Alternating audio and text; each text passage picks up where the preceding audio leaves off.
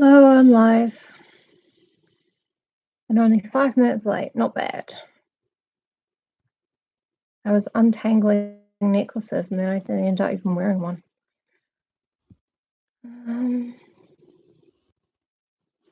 Dracula. Sorry, here I come. Come on. Okay.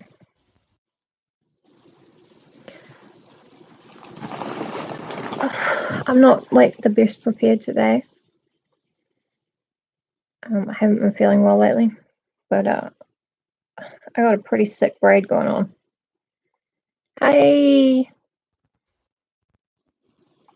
Did you miss me since this morning?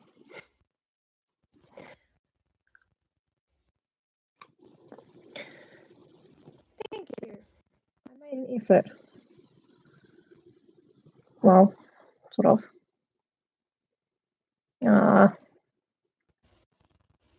Sucks not being there with it. Just hanging out in real life when you feel like. Aww. You still hugging that hoodie, champ? Looks like I had creases on my eye, but I haven't. No, I do this every time. No one knows this but me. No one cares but me. Awesome. I'll be one of those reborn babies and give my own hair to my auntie. She can like put my own hair into it. Just if you want something really creepy and definitely haunted. Oh, you're the hero dog of hugging. I haven't actually told anybody that I'm live. Well, I told you, but you were the hero. So, I'll do that.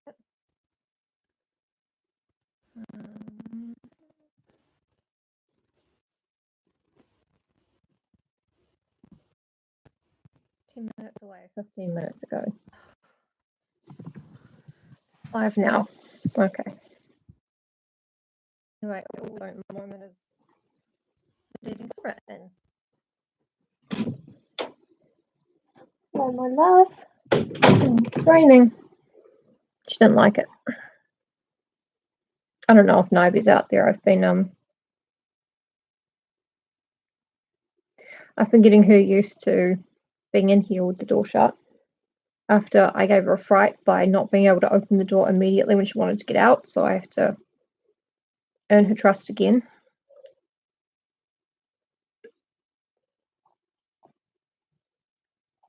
So when we left off, we actually left off a little bit into a chapter, but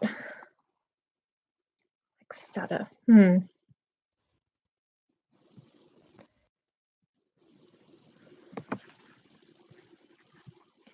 just going to exit anything that might be open.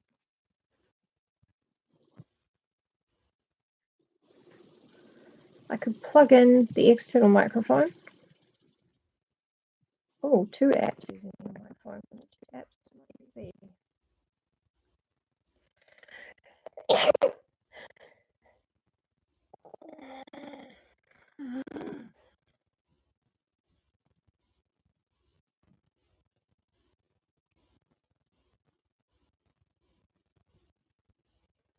I'm trying to find out. Right, currently in use. The room is currently in use. Oh. That's not right.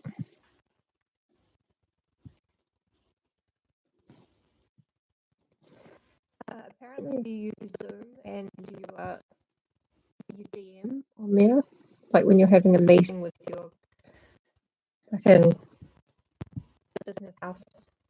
What do you call it? ADM people. No one else will see it, but it will be all included minutes of the meeting, like what they actually archive. So I imagine that's not going to be particularly good.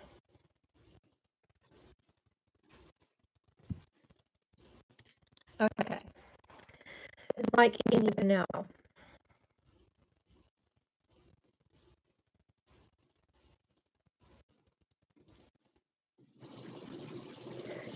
all dressed up like a German milkmaid.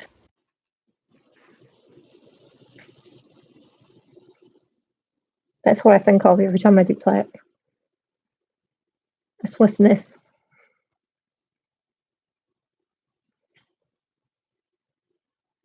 Right. Is the microphone any better now? Are you having lag or anything?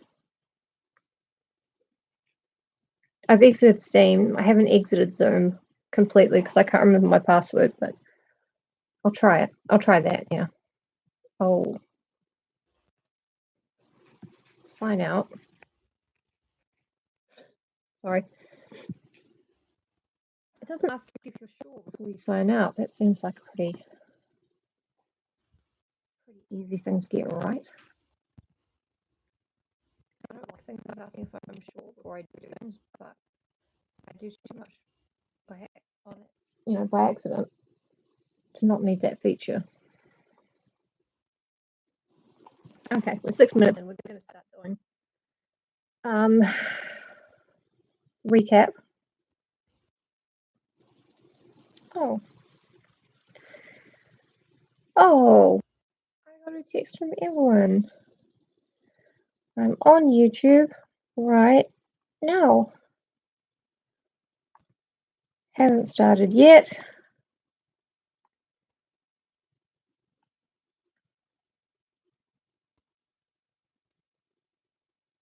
I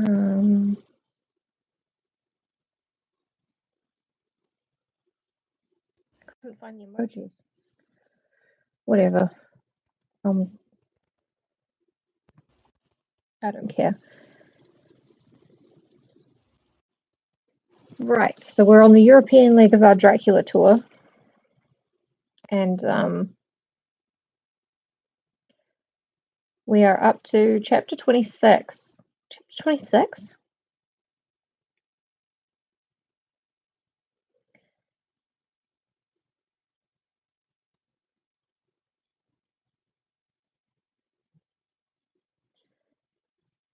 Yeah, we're on chapter 26. What happened in... Oh, I remember. The video for part 27 was... I got, like, so far and no further before they took it down. So actually, this should be part 27. I'll figure it out later. Like everything else in life. I'll wait until someone starts yelling about it before I even pretend to fix it. There we go. You want to jump up? No? I think she sees an enemy. Oh, I'm going to leave the curtain open from the door because it's really hard to get any light in here. I've got a spotlight, and after the pandemic's over, I'll figure out what light bulbs to put in it. I've got two, actually. I've got both my parents' reading lights. And they're going to stop being reading lights, and they're going to start being my spotlights for looking at me while I read to you. It's very on brand.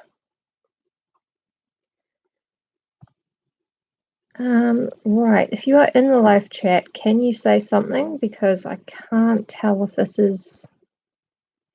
stream has been fucked with or not.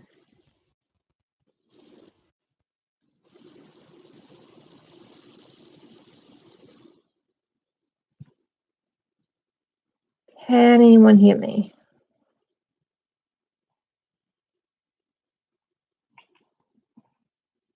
I'm going.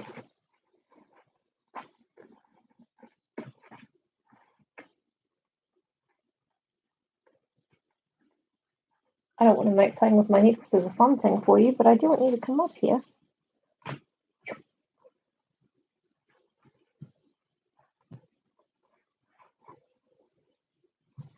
Nope, still nothing.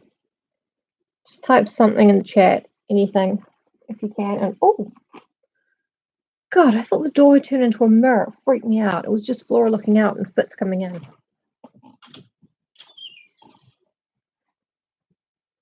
They're just like that. Okay, maybe the chat is not working, which is fine, but it makes it a lot less fun for all of us. You can hear me? Okay, cool.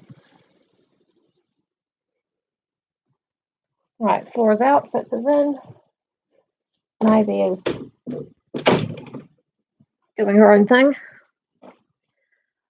Right, if you are talking to me in chat, chances are I won't hear you. Or, well, I mean, I won't hear you anyway, but I won't see it. I'm going to try popping out the chat. Hey, awesome.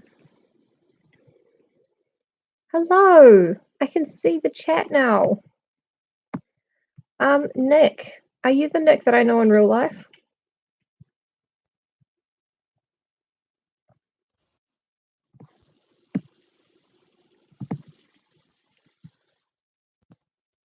How do I pop it in? No.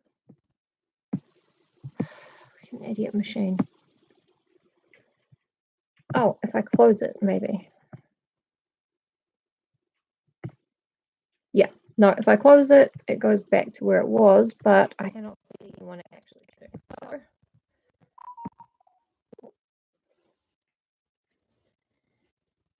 Is that active? Okay, I can see chat now.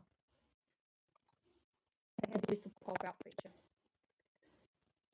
No, I know a girl called Nat who spells it that way, and she's lovely. I'm not disappointed. I'm very glad you're here. Just thought I'd ask because I don't know who's doing it. I've only met her a couple of times. But she's awesome. I miss brunch. You know, never thought I would say that in my entire life. I miss brunch. But there you go. All right, I'm going to quickly recap. Oh, yeah, I know tons of very old men. I do a lot of charity sex work in the community. You know, I just do like things that really old men find titillating. You know, like you drop your groceries and you can see a little bit of petticoat under the hem of your poodle skirt. You don't want to do more than that. Some of them have, you know, problems with the heart. Anyway, let's recap. In chapter 25, we found out that Mina's under Dracula's control pretty much, but at sunrise and sunset, she's free of his influence and she can be hypnotized by Van Helsing and tell them what Dracula's seeing and hearing at that particular moment.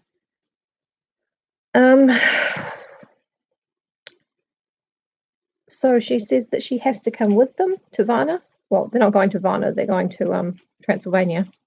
Dracula's retreating. And Van Helsing reckons it's because he has the mind of a child, which he doesn't. Yes, titillating.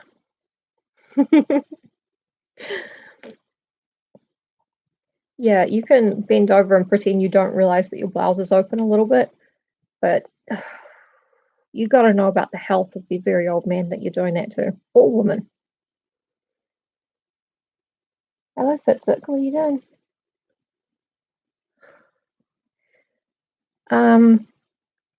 Yeah, so basically the most critical member of their party, Mina Harker, is essentially useless other than to scry on Dracula form. Which sucks because Mina's the only person in here who's worth a damn, apart from her husband/dog, Jono. So I'm going to read a bit to you that I read yesterday before the stream got taken down, just so we have the whole chapter.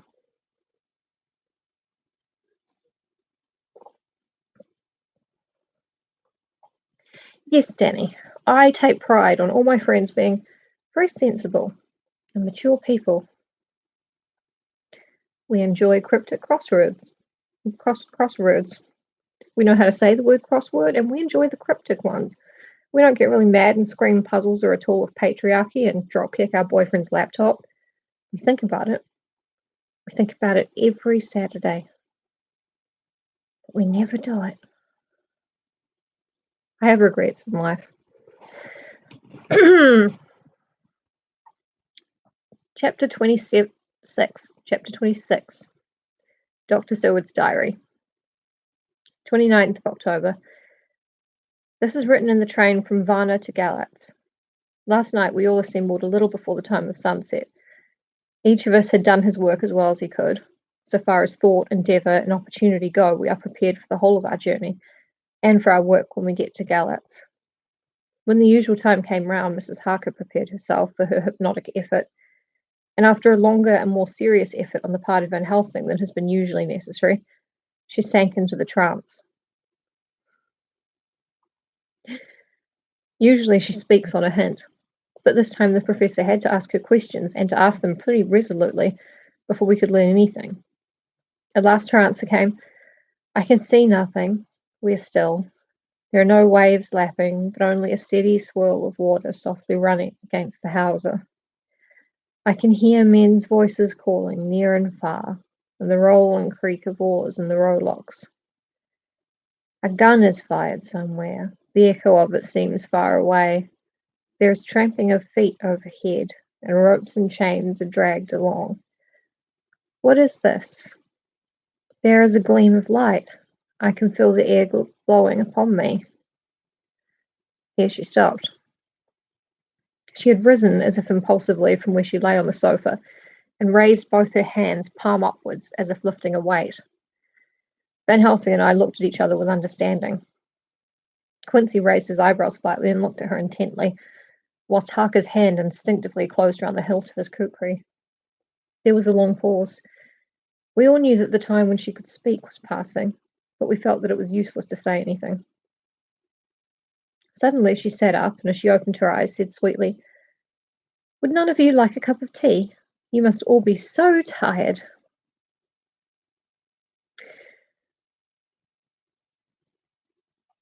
Sense and sensibility is very important. I prefer to be prideful and prejudiced. I enjoy it. Hello, Fitzabel. He's just lying on the lino. He must be hot.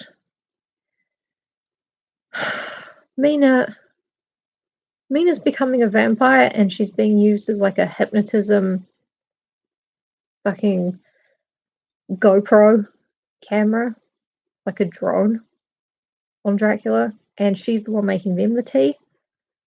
I don't think so. We could only make her happy, and so acquiesced. Because women are happiest when we're serving others. Quite literally, serving them tea. And don't bring up when I'm happy to make friends a cup of tea, because that's different. That's my choice. She bustled off to get tea, and when she had gone, Van Helsing said, You see, my friends, he is close to land. He has left his earth chest, but he has yet to get on shore. In the night he may lie hidden somewhere, but if he be not carried on shore, or if the ship do not touch it, he cannot achieve the land. In such case he can, if it be in the night, change his form, and can jump or fly on shore as he did at Whitby. But if the day come before he get on shore, then, unless he be carried, he cannot escape. And if he be carried, then the customs men may discover what the box contain. Thus, in fine, if he escape not on shore tonight or before dawn, there will be the whole day lost to him.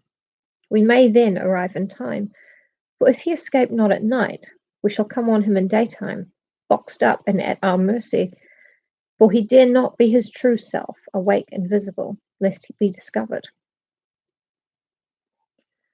It's pretty good. We're still going. Tentatively pleased about this. There was no more to be said, so we waited in patience until the dawn, at which time we might learn more from Mrs. Harker. Early this morning we listened with breathless anxiety for her response in her trance. The hypnotic stage was even longer in coming than before, and when it came, the time remaining until full sunrise was so short that we began to despair. Van Helsing seemed to throw his whole soul into the effort. At last, in obedience to his will, she made reply, All is dark. I hear lapping water level with me, and some creaking as of wood on wood. She paused, and the red sun shot up. We must wait till tonight. And so it is that we are travelling towards Galatz in an agony of expectation. We are due to arrive between 2 and 3 in the morning, but already at Bucharest we are 3 hours late, so we cannot possibly get in till well after sunup. Thus, we shall have 2 more hypnotic messages from Mrs. Harker. Either or both may possibly throw some light on what is happening. Oh, yeah. Yeah. Why, when I was young, I'm so immature that Emma's mum thought that I was younger than her. I'm like 5 years older. You just gotta be very, very immature and things will work out. Well, you can cry about it, can't you, Fitzik? Staring at me. Right, this is where we got up to when the stream was taken down last time, so later. Sunset has come and gone. Fortunately, it came at a time when there was no distraction, for had it occurred whilst we were at the station, we might not have secured the necessary calm and isolation. Mrs. Harker yielded to the hypnotic influence even less readily than this morning. I am in fear that her power of reading the Count's sensations may die away, just when we want it most. It seems to me that her imagination is beginning to work. Whilst she has been in the trance, hitherto she has confined herself to the simplest of facts. If this goes on, it may ultimately mislead us. If I thought that the Count's power over her would die away equally with her power of knowledge, it would be a happy thought. But I am afraid that it may not be so. When she did speak, her words were enigmatical. Something is going out. I can feel it pass me like a cold wind. I can hear far off, confused sounds, as of men talking in strange tongues, fierce falling water, and the howling of wolves. She stopped, and a shudder ran through her, increasing intensity for a few seconds, till at the end she shook as though in a palsy. She said no more, even in answer to the professor's imperative questioning. When she woke from the trance, she was cold and exhausted and languid, but her mind was all alert. She could not remember anything, but asked what she had said, and when she was told, she pondered over it deeply for a long time and in silence. 30th of October, 7 a.m. We're getting closer to that big date. We are near Galatz now, and I may not have time to write later. Sunrise this morning was anxiously looked for by us all. Knowing of the increasing difficulty of procuring the hypnotic trance, Van Helsing began his passes earlier than usual. They produced no effect, however, until the regular time, when she yielded with a still greater difficulty, only a minute before the sun rose. The professor lost no time in his questioning. Her answer came with equal quickness. All is dark. I hear water swirling by, level with my ears, and the creaking of wood on wood. Cattle low far off. There is another sound, a queer one, like... She stopped, and grew white and whiter still. Go on, speak. I command you, said Van Helsing in an agonized voice. At the same time there was despair in his eyes, for the risen sun was reddening even Mrs. Harker's pale face. She opened her eyes, and we all started as she said, sweetly and seemingly with the utmost unconcern, "Oh, Professor, why ask me to do what you know I can't? I don't remember anything." Then, seeing the look of amazement on our faces, she said, turning from one to the other with a troubled look, "What have I said? What have I done? I know nothing, only that I was lying here, half asleep, and heard you say, 'Go on, speak, I command you.' It seems so funny to hear you order me about, as if I were a bad child." She's dissing his bedside manner. I like it. "Oh, Madam Mina," he said sadly, "it is proof, if proof be needed, of how I love and honour you. When a word for your good, spoken more earnest than ever, can seem so strange, because it is to order her whom I am proud to obey." A lot of talk like this from the Victorians. They're all absolute slaves to the women they adore. They would give them anything in the world. All they want is a kind word from her. But let's not dismantle systemic misogyny. That's no. And the real decisions are always made by the men, obviously. but it's fun to play like they're not. Van Helsing especially. You know, I think that he has a grudge against Mina, being smarter than he is. The whistles are sounding. We are nearing Galatz. We are on fire with anxiety and eagerness. Mina Harker's journal. Yes. 30th of October. Mr. Morris took me to the hotel where our rooms have been ordered by telegraph, he being the one who could best be spared, since he does not speak any foreign language. We're in America. The forces were distributed much as they had been at Varna, except that Lord Godalming went to the vice-consul, as his rank might serve as an immediate guarantee of some sort to the official, we being in extreme hurry. Jonathan and the 2 doctors went to the shipping yard, to the shipping agent, to learn particulars of the arrival of the Tsarina Catherine. Later. Lord Godalming has returned. The consul is away and the vice-consul sick, so the routine work has been attended to by a clerk. He was very obliging and offered to do anything in his power. Bit odd that these people should be so ill. Or is it? Did you hear that? Outside? He wants me to turn his water fountain on, but I can't. I'm doing this.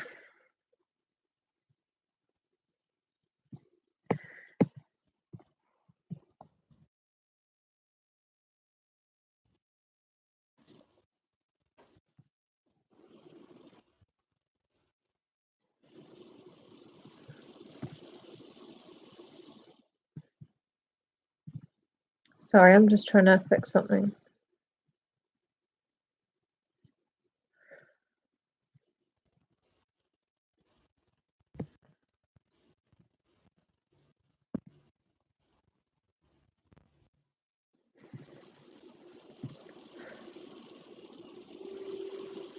Okay, good.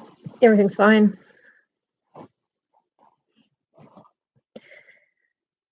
Jonathan Harker's journal, 30th of October. At 9 o'clock, Dr. Van Helsing, Dr. Seward and I called on Messrs. Mackenzie and Steinkopf, the agents of the London firm of Hapgood. They had received a wire from London. I think you can just put that in your Google search browser bar. That's what I've heard.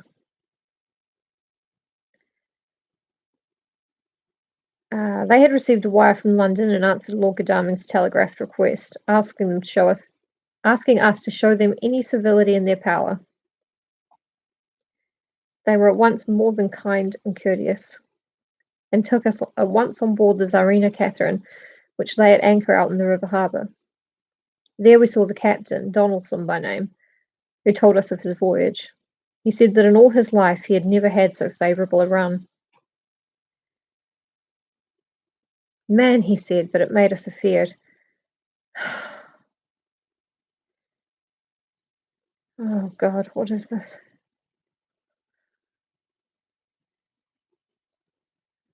Oh, Donaldson. Oh, he's a Scot. Okay. Man, he said, but it made us afeard, for we expected that we should have to pay for it with some rare piece of ill luck, so as to keep up the average. It's not canny to run from London to the Black Sea wi' a wind ahint you, as though the deil himself were blowing on yourself for his own purpose. And all the time we could not speer a thing. Gin we were nigh a ship or a port or a headland, a fog fell on us and travelled with us, till when after it had lifted and we looked out, a deil a thing could we see. We ran by Gibraltar, we up been the Isle to signal, until we came to the Dardanelles and had to wait to get our permit to pass. We never were within a hail of aught. At first I was inclined to slack off sail and beat about until the fog was lifted, but whiles I thought that if the deil was minded to get us into the Black Sea quick, he was like to do it whether we would or no. If we had a quick voyage, it would be no more to our miscredit with the owners, or no hurt to our traffic, and the old man who has served his own purpose would be decently grateful to us for not hindering him. That was tough. Basically, he thinks that there were so many lucky wins, the devil was maybe behind it. But we thought, you know what? We can't stop the devil making the ship go fast. So if he does, then our bosses will be happy. And, maybe the devil will be grateful to us for not, trying to stop him.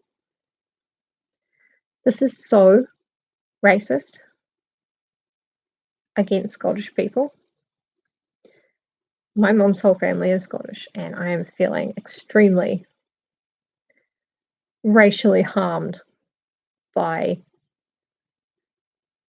even the idea that a Scottish person would try and hinder the devil about his work. It was not good. It keeps going all over the place, but at least I know what I'm supposed to be doing with this one. This mixture of simplicity and cunning, of superstition and commercial reasoning, aroused Van Helsing, who said, "Mine friend, that devil is more clever than he is thought by some, and he know when he meet his match." The skipper was not displeased with the comment and went on. When we got past the Bosphorus, the men began to grumble. Some of them, the Romanians, came and asked me to heave overboard a big box which had just been put on board by a queer-looking old man just before we had started for London. I had seen them speer at the fellow and put out their 12 fingers when they saw him to guard against the evil eye. Man, but the superstition of foreigners is perfectly ridiculous. I sent them about their business pretty quick, but just after a fog closed in on us, I felt a wee bit as they did and then something, though I wouldn't say it was against the big box. Well, on we went, and as the fog didn't let up for 5 days, I just let the wind carry us. For if the Dale wanted to get somewhere as well, he would fetch it up a rate. And if he didn't, well, we'd keep a sharp lookout anyhow. Sure enough, we had a fair way in deep water all the time, and 2 days ago, when the morning sun came through the fog, we found ourselves just in the river opposite Galatz. The Romanians were wild and wouldn't be right or wrong to take out the box and fling it in the river.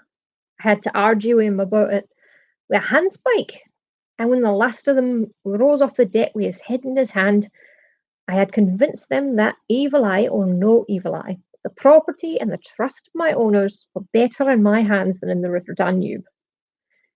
They had, mind you, taken the box on the deck ready to fling in, and as it was marked Galatz via Varna, I thought I'd let it lie till we'd discharge in the port and get rid of it altogether.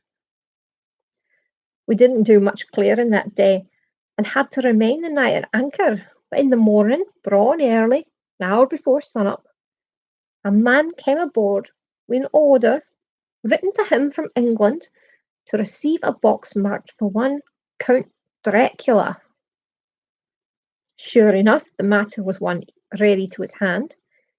He had his papers all right, and glad I was to be rid of the damn thing, for I was beginning myself to feel uneasy at it. If the Dale did have any luggage aboard this ship, I'm thinking it was none other than that same.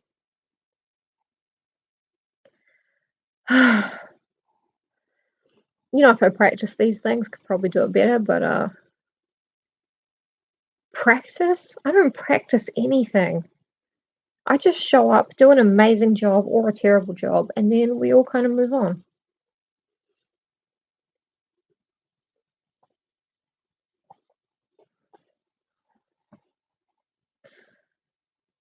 What was the name of the man who took it? Asked Dr. Van Helsing with restrained eagerness. An English guy took the box. English, you just can't trust them. I'll be telling you quick, he answered, and stepping down to his cabin, produced a receipt signed Emmanuel Hildesheim. Okay, we got a bit of anti-Semitism coming up. I just want to say right now, I love Jewish people. I've never met a Jewish person I didn't like, except I've only met one Jewish person in real life. I liked her, but on the internet, No, there is one Jewish person I don't like, Ben Shapiro, duh. Anyway, prepare for a bit of anti-Semitism. Bergenstrasse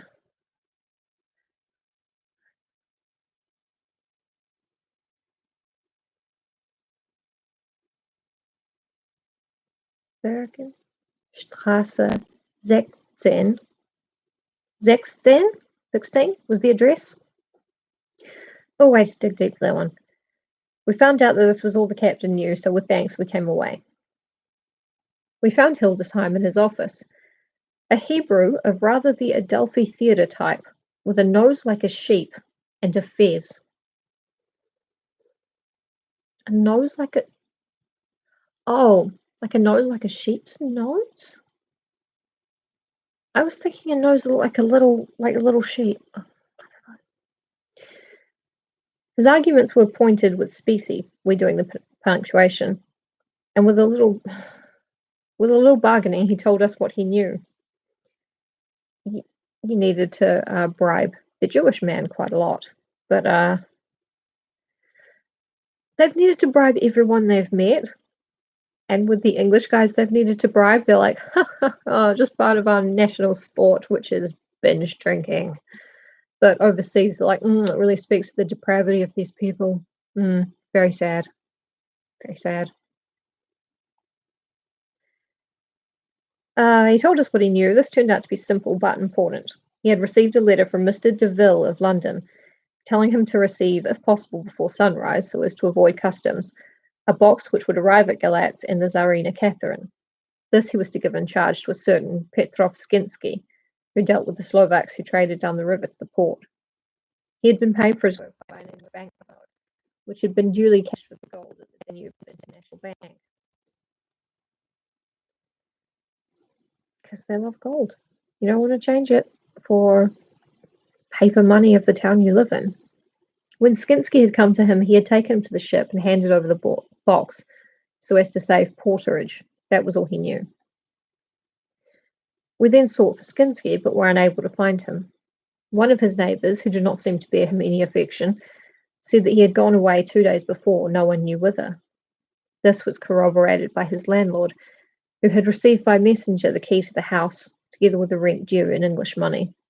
This had been between 10 and 11 o'clock last night. We were at a standstill again. Why don't they just tell this guy that when you stab Count Dracula, gold coins fall out? I mean, if all of their anti-Semitic opinions are correct, then he'll round up a posse of all his co-religionists and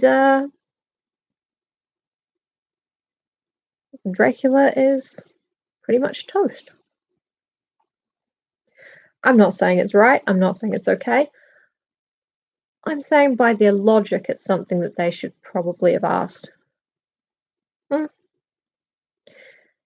Whilst we were talking, one came running and breathlessly gasped out that the body of Skinsky had been found inside the wall of the churchyard of St. Peter, and that the throat had been torn open as if by some wild animal. Those we had been speaking with ran off to see the horror, the women crying out, "This is the work of a Slovak." We hurried away, lest we should have been in some way drawn into the affair, and so detained. As we came home, we could arrive at no definite conclusion. We were all convinced that the box was on its way by water to somewhere, but where that might be, we would have to discover. With heavy hearts, we came home to the hotel to Mina. When we met together, the first thing was to consult as to taking Mina again into our confidence. Things are getting desperate, and it is at least a chance, though a hazardous one. As a preliminary step, I was released from my promise to her. Mina Harker's journal. Oh, thank God, some normal thought processes. 30th October evening. They were so tired and worn out and dispirited that there was nothing to be done till they had had some rest. So I asked them all to lie down for half an hour, whilst I should enter everything up to the moment. I feel so grateful to the man who invented the traveller's typewriter, and to Mr. Morris for getting this one for me. I should have felt quite astray doing the work if I had to write with a pen. ... It is all done. Poor dear, dear Jonathan. What he must have suffered. What must he be suffering now? He lies on the sofa, hardly seeming to breathe, and his whole body appears in collapse. His brows are knit, his face is drawn with pain. Poor fellow, maybe he is thinking. and I can see his face all wrinkled up with the concentration of his thoughts. Oh, if I could only help at all. I shall do what I can. I have asked Dr. Van Helsing, and he has got me all the papers that I have not yet seen. Whilst they are resting, I shall go over all carefully, and perhaps I may arrive at some conclusion. I shall try to follow the professor's example, and think without prejudice on the facts before me. ... I do believe that under God's providence I have made a discovery. I shall get the maps and look over them. ... I am more than ever sure that I am right. My new conclusion is ready, so I shall get our party together and read it. They can judge it. It is well to be accurate, and every minute is precious. Not the end of the chapter, don't worry, they wouldn't leave us hanging there. Mina Harker's memorandum, entered in her journal. Ground of inquiry. Count Dracula's problem is to get back to his own place. A. He must be brought back by someone. This is evident, for had he power to move himself as he wished, he could go either as man or wolf or bat or in some other way. He evidently fears discovery or interference in the state of helplessness in which he must be, confined as he is between dawn and sunset in his wooden box. B. How is he to be taken? Here a process of exclusions may help us. By road, by rail, by water. 1. By road. There are endless difficulties, especially in leaving the city. X. There are people, and people are curious and investigate. A hint, a surmise, a doubt as to what might be in the box would destroy him. Y. There are, or there may be, customs and octroi officers to pass. Z. His pursuers might follow. This is his highest fear, and in order to prevent his being betrayed, he has repelled, so far as he can, even his victim, me. 2. By rail. There is no one in charge of the box. It would have to take its chance of being delayed, and delay would be fatal with enemies on the track. True, he might escape at night, but what would he be if left in a strange place with no refuge that he could fly to? This is not what he intends, and he does not mean to risk it. 3. By water. Here is the safest way in one respect, but with most danger in another. On the water he is powerless except at night, and even then he can only summon fog and storm and snow and his wolves. But were he wrecked, the living water would engulf him, helpless, and he would indeed be lost.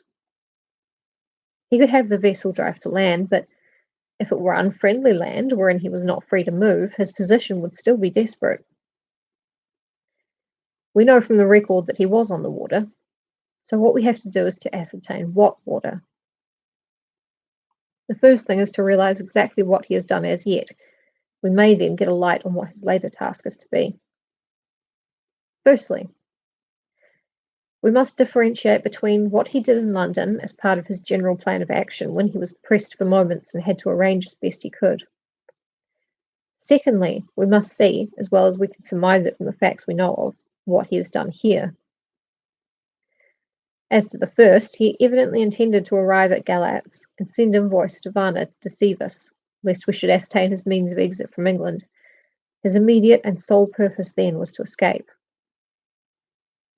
The proof of this is the letter of instructions sent to Emanuel Hildesheim to clear and take away the box before sunrise. There is also the instruction to Petrov Skinsky. These we must only guess at, but there must have been some letter or message since Skinsky came to Hildesheim.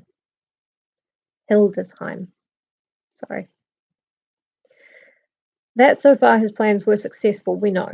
The Tsarina Catherine made a phenomenally quick journey, so much so that Captain Donaldson's suspicions were aroused, but his superstition, united with his canniness, played the Count's game for him, and he ran with his favouring wind through fogs and all, till he brought up blindfold at Galatz.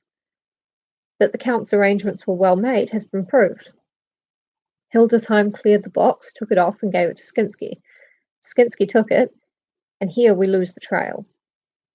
We only know that the box is somewhere on the water moving along. The customs and the octroi, if there be any, have been avoided. Now we come to what the Count must have done after his arrival, on land, at Galatz. brought to you by my second to last mini.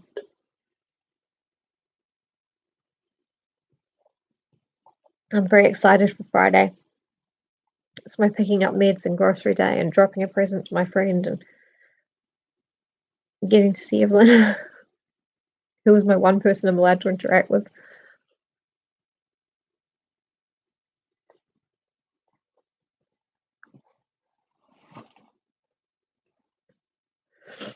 Anyway, the box was given to Skinsky before sunrise. At sunrise, the Count could appear in his own form. Here, we ask why Skinsky was chosen at all to aid in the work. In my husband's diary, Skinsky is mentioned as dealing with the Slovaks who trade down the river to the port, and the man's remark that the murder was the work of a Slovak showed the general feeling against its class. The Count wanted isolation. Maybe the Count's just woke, you don't know. My surmise is this, that in London the Count decided to get back to his castle by water, as the most safe and secret way. He was brought from the castle by Sgani. I know I'm pronouncing it wrong. I can't believe I looked at the word Siki and not this one. And probably they delivered their cargo to Slovaks who took the boxes to Varna, for there they were shipped for London. Thus the Count had knowledge of the persons who could arrange this service. When the box was on land, before sunrise or after sunset, he came out from his box, met Skinsky, and instructed him what to do as to arranging the carriage of the box up some river. When this was done, and he knew that all was in train, he blotted out his traces, as he thought, by murdering his agent. I have examined the map and find that the river most suitable for the Slovaks to have ascended is either the Pruth or the Sereth. I read in the typescript that in my trance I heard cows low, and water swirling level with my ears and the creaking of wood. The Count in his box, then, was on a river or in an open boat, propelled probably either by oars or poles, for the banks are near and it is working against stream. There will be no such sound of floating downstream. Of course, it may not be either the Sereth or the Pruth, but we may possibly investigate further. Now, of those two, the Pruth is the more easily navigated, but the Sereth is at Fondu, joined by the Bistritzia, which runs up around the Borgo Pass. The loop it makes is manifestly as close to Dracula's castle as can be got by water.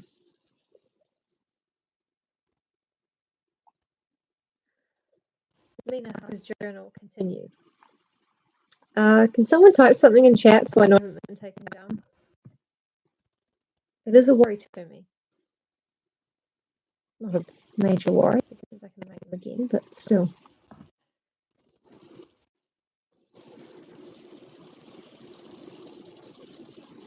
Good God, this chapter goes on forever.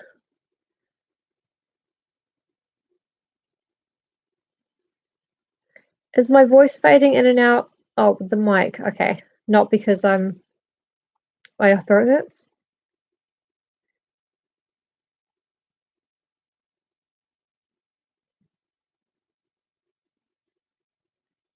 Could it be a sore throat? Or do you think it is the mic? Hi, hello, hi. This chapter is really long, so most of the time it's fine. Okay. I do have the external microphone, but I haven't set it up because I spent all my effort putting clothes on. Basically, at this point in the chapter, the boys know where to go. So I'm thinking about calling it there for today because I've been on here for about an hour and I'm really happy we didn't get taken down, but there are still heaps left to read. So, yeah, this will be, I think this will be part 27. Oh, effort is absolutely finite. And right now, I'm just like, effort. Half this chapter, pretty good. It's a long one. Thank you, everybody. Thank you. It's so nice to not see you, but to see your comments. And really glad you're here. Wash your hands. maybe stretch sometimes. I don't know, whatever people do. And I will see you tomorrow. Thank you so much for being here.